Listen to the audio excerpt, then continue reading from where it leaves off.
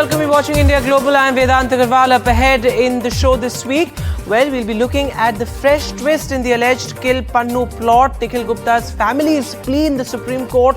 What did the court say? And also, we'll take a look at the COP28 Outcome document. What are its flaws? Why are advocacy groups angry? All of that and more up ahead. But first up, the headlines this week. A fresh twist in the alleged Kill Pannu plot. Nikhil Gupta's family approaches the Supreme Court. The top court tells his family to approach the Czech court instead. Says it's a sensitive matter for the External Affairs Ministry. The US keeps up the pressure on Israel to end the high-intensity fighting in Gaza.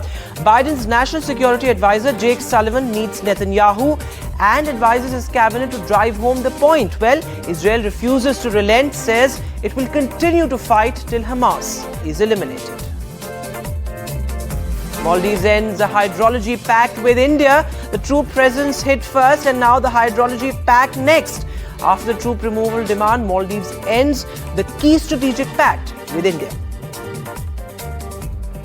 COP28 Climate Summit ends with the deal to transition away from fossil fuels, the tripling of renewable energy by 2030 and doubling of energy efficiency measures also agreed upon, but phase out of fossil fuels left out, leaving climate activists fuming. US President Joe Biden, meanwhile, to skip the Republic Day in India because of a clash in dates. The Quad Summit also pushed because of scheduling hiccups. Fresh dates for Quad Summit in India in the works. Meanwhile, some good news. Iran opens doors to tourists from India, announces a visa-free access to 33 countries to boost tourism.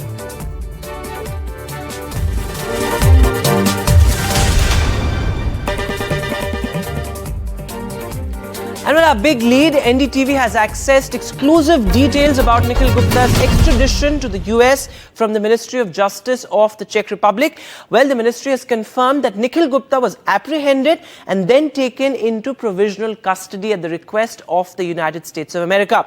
Well, the USA also moved an extradition request in August 2023 for conspiracy to commit murder for hire. Now, Czech authorities as well as the Prague Municipal Court have found the extradition to be admissible. However, this decision hasn't been legally acted upon as yet. But why has this actually come to the fore? Well, in a fresh twist to the alleged Kill Pannu plot, Nikhil Gupta's family has moved the Supreme Court seeking intervention and immediate relief. Now remember, Nikhil Gupta is an Indian accused by the Justice Department of the United States of conspiring to assassinate US-based Sikh terrorist Gurpatwant Singh Pannu. Now the Supreme Court adjourned the matter till the 4th of January. Now, Mr. Nikhil Gupta, currently in a prison in the Czech Republic, had asked India to intervene in the extradition proceedings initiated by the US. Now, the petition was filed by a family member identified only as Mr. X in the petition. Now, the petition said that Nikhil Gupta's illegal detention in Prague is something that should be concerning for India as well. And it also said that as a law-abiding citizen, he also fears his life. Most startlingly, he also claims that his human rights and religious rights are being exploited in prison there in Prague. Well, the court acknowledged this to be an extremely sensitive matter for the Ministry of External Affairs, and Justice Sanjeev Khanna first directed the petitioner to go before the court which is outside India. My colleague Vishnu Shom gets us the details, but first let's listen in to what Nikhil Gupta's lawyer had to say. We have filed a petition by a near friend of an Indian citizen who has been illegally detained in the Republic of Czech and is now facing extradition proceedings to the US.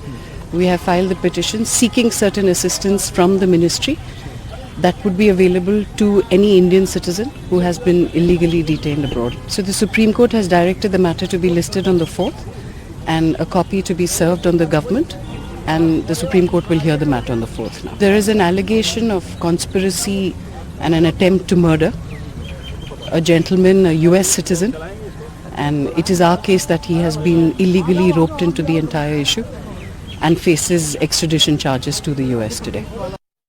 Nikhil Gupta, the Indian national who is allegedly involved in a plot in connivance with the government of India to eliminate the Khalistani separatist Gurpatwant Singh Pannu in the United States, has now filed a habeas corpus petition in the Supreme Court which was heard, which will come up again for hearing on the 4th of January. The key point that he actually says over here is that he is at the center of grave differences between America and India, and that he is by no means involved in the charges against him. Where is Nikhil Gupta right now? He is in prison in the Czech Republic. Now, his petition has a lot of interesting details. He says as he exited Prague airport, he was bundled into a black SUV by a couple of people, and that they drove around Prague for several hours. He was questioned. After asking them repeatedly who they were, they said that they were American agents. He was then detained, put into Czech custody. Remember, there is an extradition agreement between the Czech Republic and the United States. So the US pushing to have him sent back to America, but there is a legal process on in the Czech Republic as well. He says that he was subjected to a blood test as well. On the basis of the blood test reports, he was told that he has a communicable disease, and on the basis of that, he was put into solitary confinement. He says that he's been forced to eat pork and beef despite stating that he is a vegetarian. He says that he was denied permission to make phone calls for several days to his relatives or to those close to him. He says that consular access was granted to the Indian embassy in Prague only 20 days after the detention took place, which is why he says that his basic rights are being denied. He wants the Supreme Court to be involved, but the Supreme Court, while it has asked the government to look into this issue, may not perhaps be the right court to be looking at all of these charges, all of which are being heard in a court in the Czech Republic. At the same time, they've said that you can come back to us on the 4th of January. So, well, as Vishnu said, the Supreme Court might not be the right court as far as this case is concerned. Let's try and explore that angle more. And joining me now on India Global, Aniket Ujjwal Nikam, an advocate with the Bombay High Court, somebody who looks at these matters very closely. Mr. Nikam, many thanks for joining us on India Global this week. Looking at the Supreme Court's jurisdiction first, as far as these cases are concerned, what can the Supreme Court do essentially, and what are the legal options before Nikhil Gupta? What recourse can he take? In the first place, let me tell you that Supreme Court has jurisdiction over the entire country. All issues, legal issues that the Supreme Court can suo motu take cognizance of. But issues that are arising out of India, my fear is that Supreme Court will not have jurisdiction over those issues. And rightly so, today the Supreme Court also suggested the learned counsel of the petitioner that why don't you approach the concerned forum, which is the decode, to ventilate all your grievances. Now, in this matter, what is being alleged is that his fundamental rights are being violated. He's being detained, and there is a lot of torture that is happening to him. Now, all these issues he can also raise simultaneously, probably not just before the concerned decode, but also before the international courts, which have got the jurisdiction to entertain whenever there is violation of human rights. But to come to India and say that because he is an Indian citizen and therefore the Supreme Court should intervene, I think it is slightly far-fetched. But as a lawyer, as a student of law, what I also feel, and I'm not second-guessing what the Honorable Supreme Court would do, that is within their sphere. But of course, the government can be asked, if the External Affairs Ministry, if they can look into this and if they can get a representation, somebody to represent him over there before the court of law. Can that happen?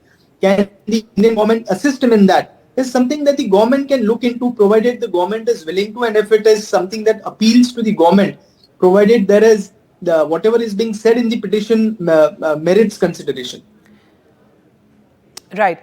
So that's, of course, an interesting point there, and particularly because in the plea he talks about human rights violation as well, the international courts could be a recourse that Nikhil Gupta's family could take. But of course, it is something that is beyond the Supreme Court's jurisdiction. That matter will be heard now on the 4th of January.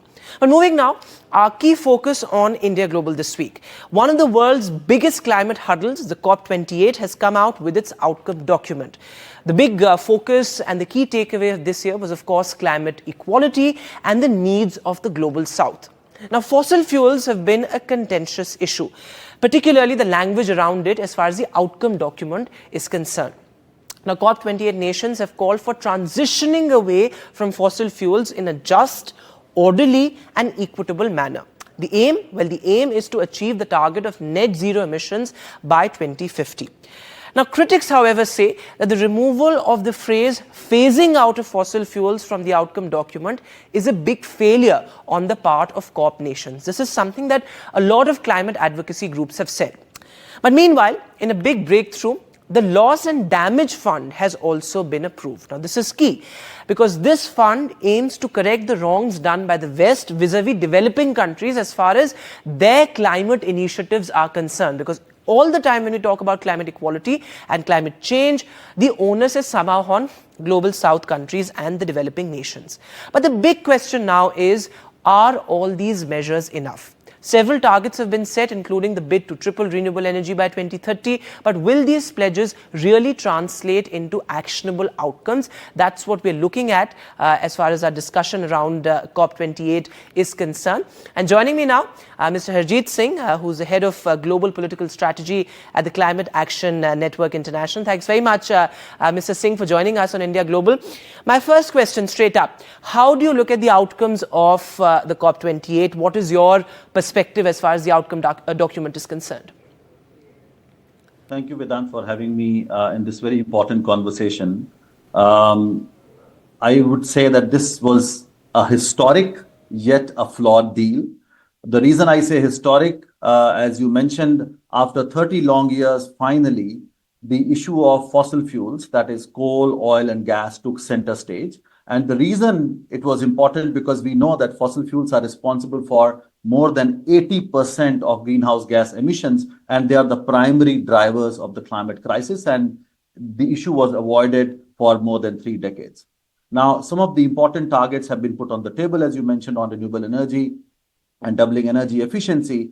But the mention of just, orderly, and equitable transition is extremely important for a country like India.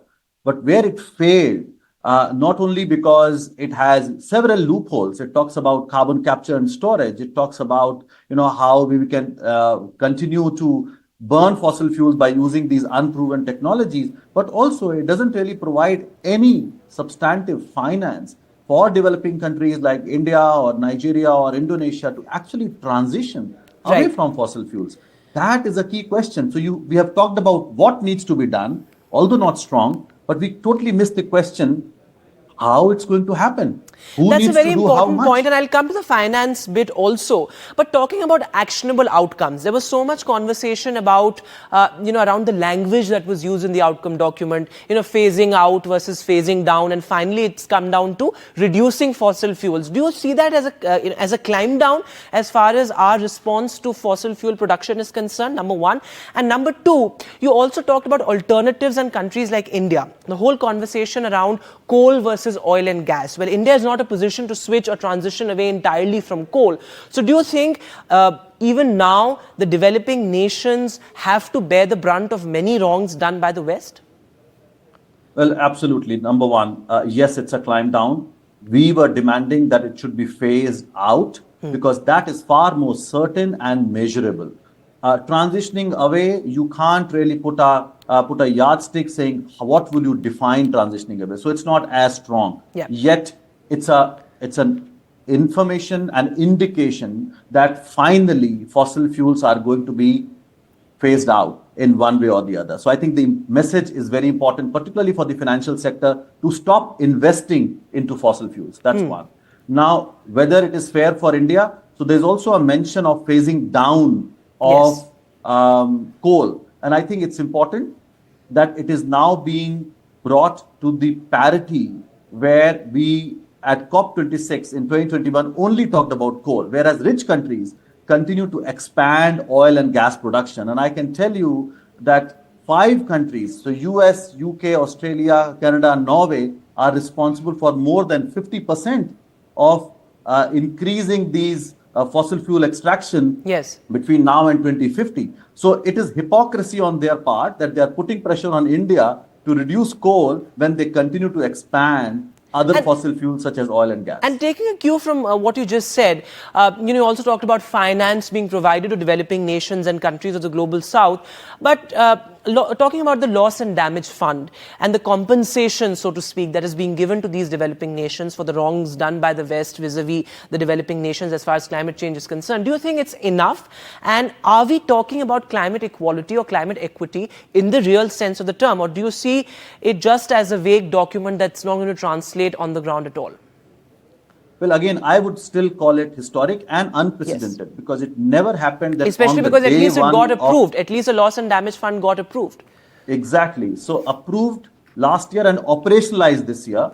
And to the extent that $700 million have been committed, absolutely not enough. We are looking into needs in terms of hundreds of billions of dollars. Yet it's a start. It's also an admission of the responsibility for rich countries to provide money. Right. I think that is important.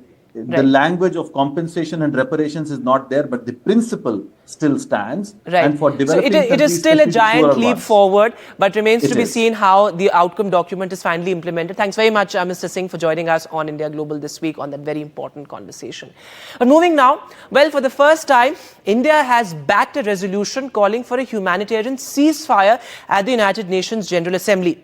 And in another first, President Biden has rebuked Benjamin Netanyahu for causing unchecked devastation and death in Gaza. So the big question, is Israel cornered amid the raging war? Take a look.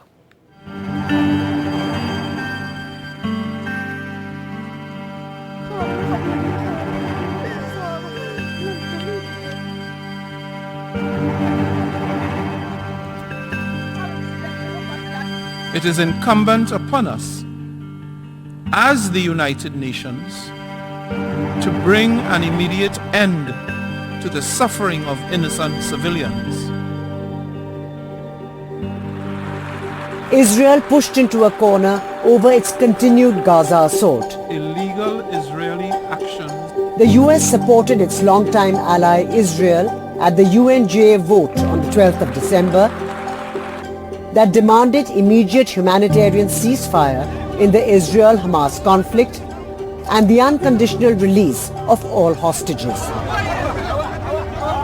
On the same day, just before the vote, President Joe Biden publicly criticized Israeli Prime Minister Benjamin Netanyahu. He said that Israel is fast losing support over its indiscriminate bombing of Gaza. How to save civilian lives. While this is the first time that Biden openly criticized Netanyahu since the war broke out on the 7th of October, others like French President Emmanuel Macron have been more vocal in their rebuke.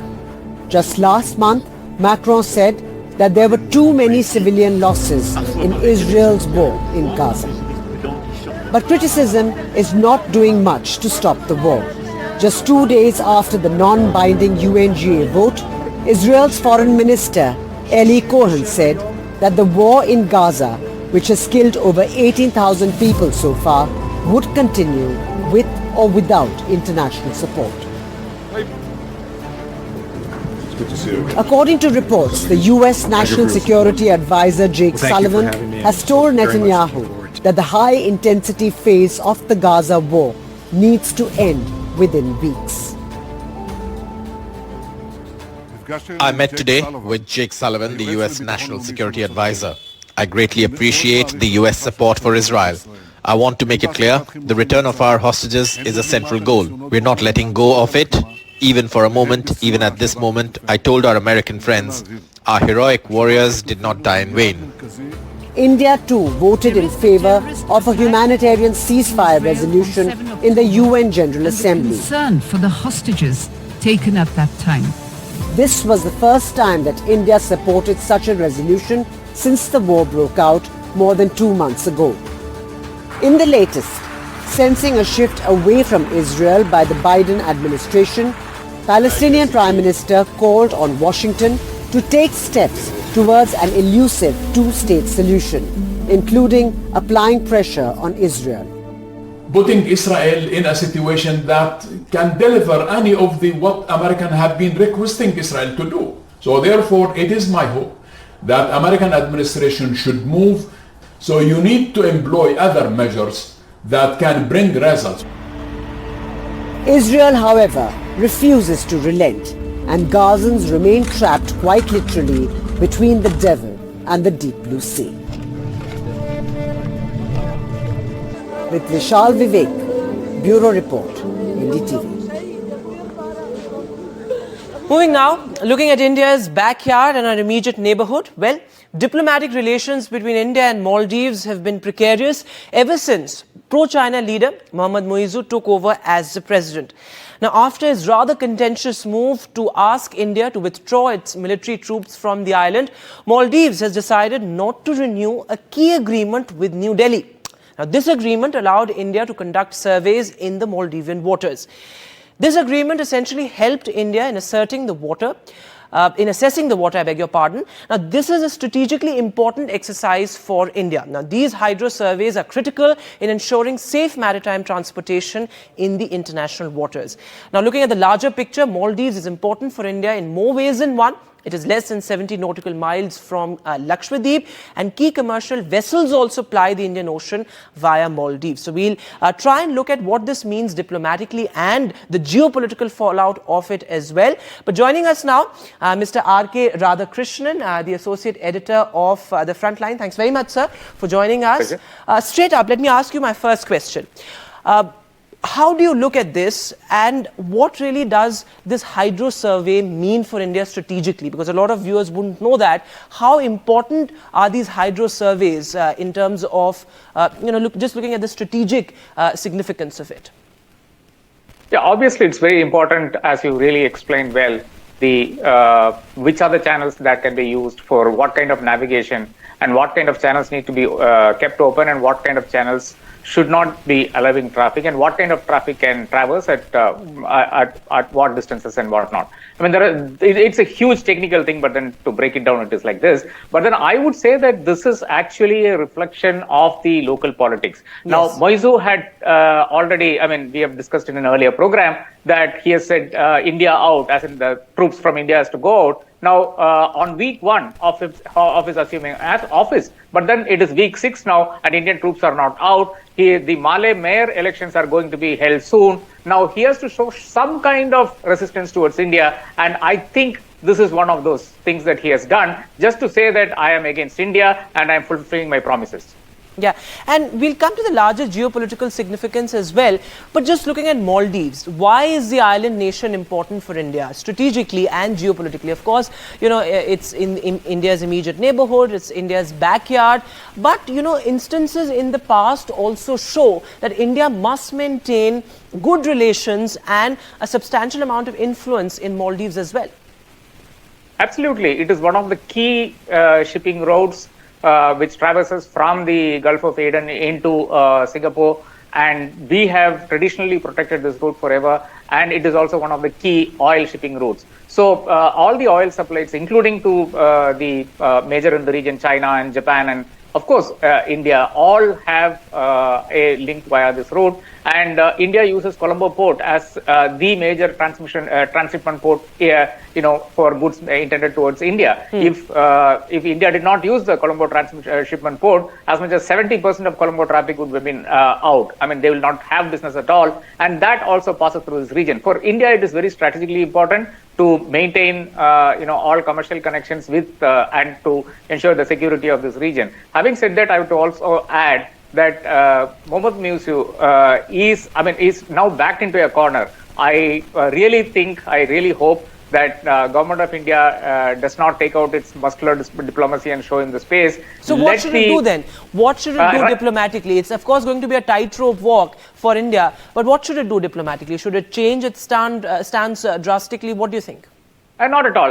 We just need to sit on this particular question. There will be questions in Parliament, but then those can be handled. But the issue is that we have to let the mayor elections get over, and then there is also a parliamentary election coming over in March. Right. So it's a very, very, very small time frame. We have to give Muizzu some kind of space because, whether we like it or not, he's going to be president for the next 5 years, unless, of course, he's impeached. And that has been India's approach, particularly as far as that India out policy is concerned and that decision to withdraw military troops. So that has been India's approach. And of course, we also have to look at the larger South Pacific perspective as well, where China is expanding its footprint, whether it's Pakistan, Sri Lanka or now Maldives. Thanks very much, sir, for joining us on India Global this week.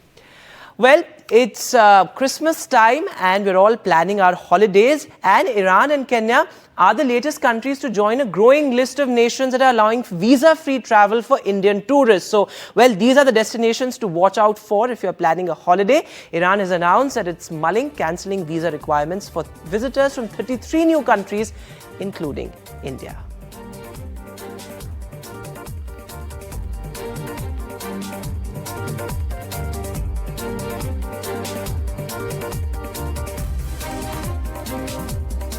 And as well, Iran's decision follows a similar visa waiver by Kenya, Malaysia, Sri Lanka, Thailand and Vietnam as well. So, well, you've got your itinerary right. That's it on India Global this week. See you later.